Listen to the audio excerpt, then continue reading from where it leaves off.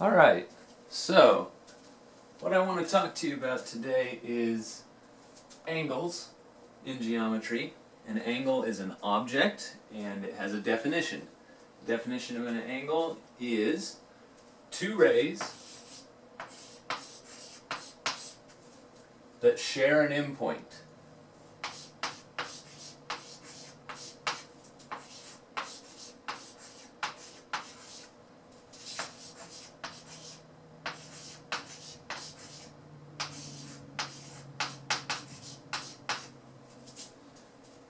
So, that would look something like this.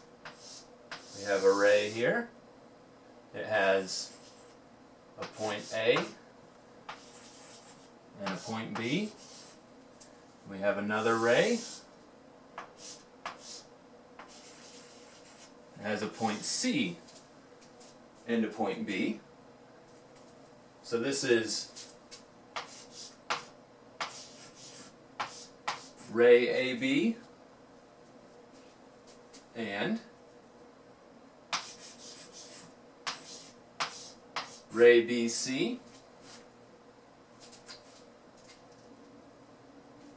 and they share this common endpoint B. Now that point has a special name. It's called the vertex.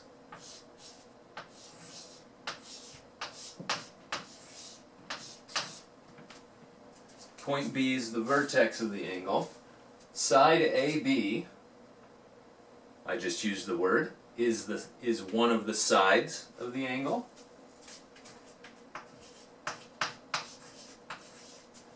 As you can see, an angle has two sides.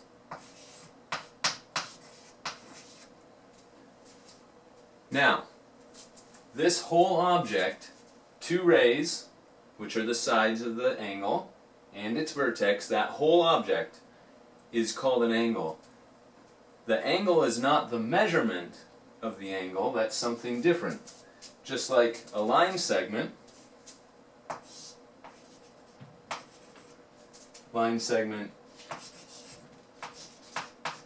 DE, this is an object. Here it is on my chalkboard. But I don't know what the measurement of it is. I haven't given any numbers for D or E, and I haven't gotten out a ruler and measured it.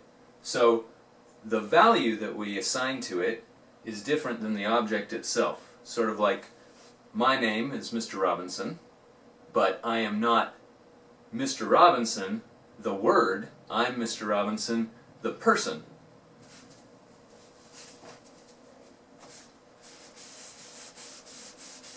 So this object, an angle made of two rays that come together at a common endpoint called a vertex. We're going to talk about that. We have ways of naming these objects, just like I've got the name for the ray AB here, and I've got the name for the ray BC here. We need to be able to name the object that is our angle. So this angle could be called angle B.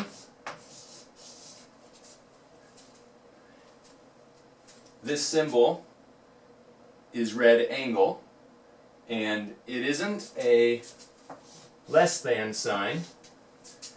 The less than sign is made with two diagonal lines, and the sign for angle has the bottom horizontal and an angled side going up. Now, this is enough to name this angle, and it's understood that we're talking about the smaller rotation, not this bigger rotation. But there's a problem with naming angles like that. Once you have lines intersecting, or say you have more rays, now look, we've got, this point is still B, but we also have these other points here,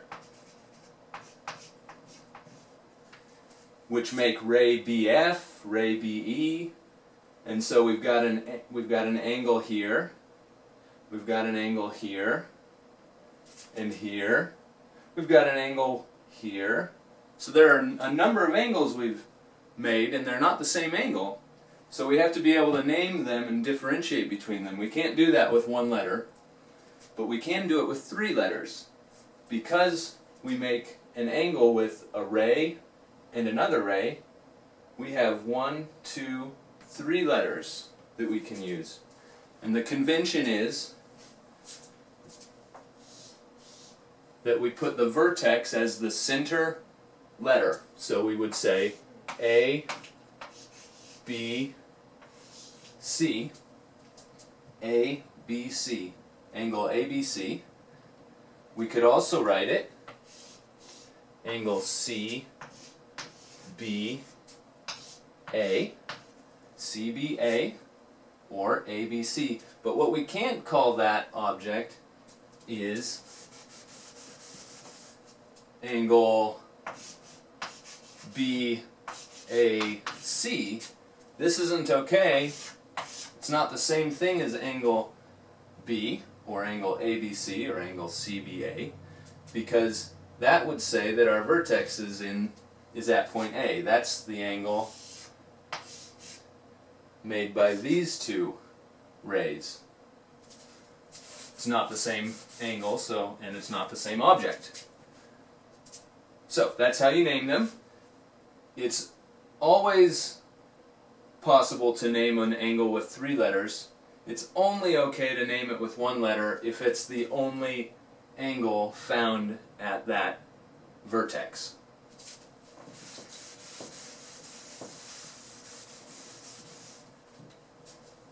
Alright, so if we were to have 2 different angles, say angle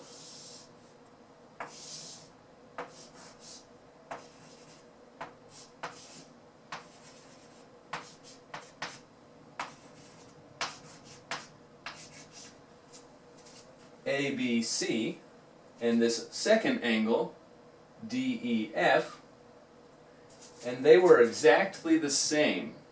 That is, they have the same measurement. This angle is the same as this angle. We could write then that angle ABC is congruent to angle DEF. Now what this is saying is that this object is identical in shape and size to this object. The similar sign on the top, this symbol is read congruent, but you can see it's made of, I like to think of it this way, it's made of an equal sign, which means that the measurements are equal. But it also has the sign for similar, which is talking about shape. It's the same shape. So it's the same shape and the same measurement, or same size. So, we've said the objects are congruent. That implies, here's another symbol for you, that implies, this symbol says implies, that the measurement of angle ABC is equal to the measurement of angle DEF.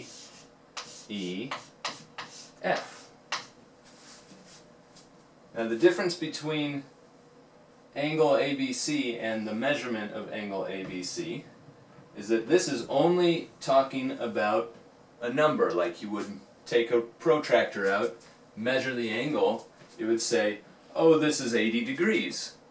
And so the measurement of angle ABC would be 80 degrees. But the object isn't 80 degrees. The object has a name.